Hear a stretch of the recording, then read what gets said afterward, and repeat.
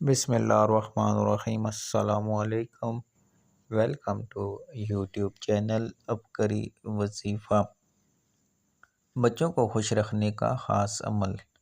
میرا مسئلہ ہے کہ میرا بیٹا جب تقریباً 8 ماہ کا ہے، جب یہ تقریباً 2 ماہ کا تھا تو بہت زیادہ روتا تھا۔ اس وقت ہم نے عبقری رسالہ میں آیت سورہ مدثر کی 28 لکھی دیکھی، جو کہ روتے ہوئے بچے کے گلے میں لکھ کر ڈال دی جائے تو وہ نہیں روتے۔